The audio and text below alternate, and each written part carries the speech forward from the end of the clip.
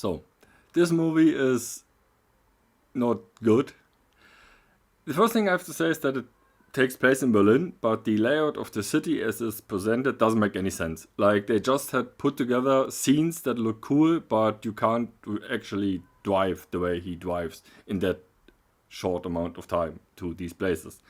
But anyway, besides the fact that they kind of screwed up the layout of Berlin, this movie is otherwise still not really good. Like, the story is one that we have seen dozens of times. That guy gets somehow trapped to bomb and can't leave. Great. Like Speed, just worse. The acting is okay, I would say. Like, it's hard to distinguish between the characters being written really, really bad and the actors not doing a good job. Like, the most likable character somehow is the daughter, and anybody else is just an idiot. Like, this is literally the movie of stupid characters, and the plot doesn't really make any sense. So, before I go into deep, you shouldn't really watch this movie. It's bad. Like, it's almost straight to DVD quality, back when that was still a thing.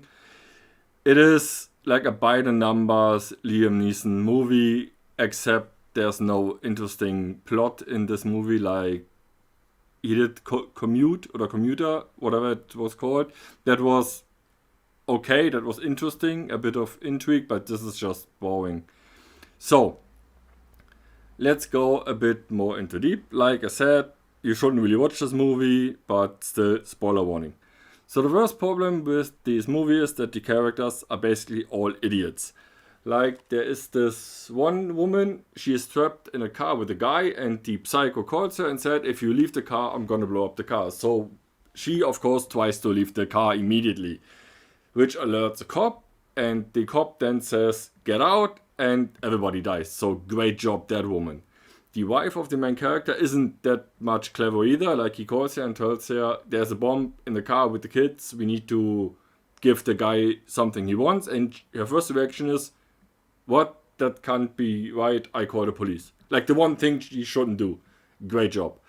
The chief investigator is also not much smarter. Like, when she first calls the main character, she's like, it's not my job to believe you, which technically would be true, but you don't tell that somebody, especially if you think that somebody is a serial bomber who's about to kill his own kids. You don't tell him that you don't believe him, because that will probably send him off. So that's really stupid.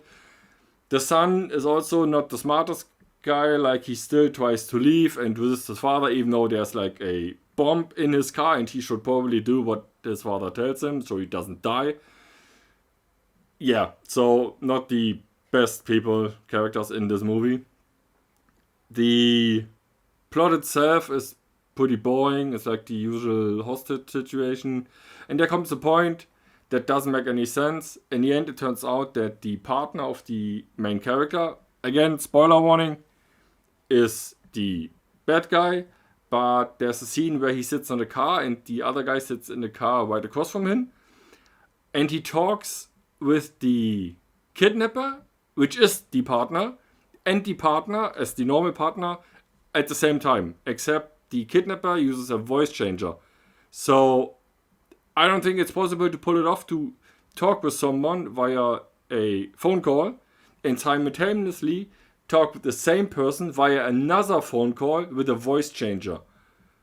Like, you have to mute the two calls and switch around, and you have to put on the voice changer and take it off, all within viewing distance of the guy you're calling. Like, I don't think that is doable. Anyway, so that plot twist doesn't make any sense at all. There was a nice joke, like, it wasn't meant as a joke, but remember, I've seen this movie in Germany, and there was a line that basically said he just could do this little thing because German trains are always punctual, and everybody in the cinema lost their shit. Like, I've never heard a cinema laugh that loud for that long because German trains are not on time.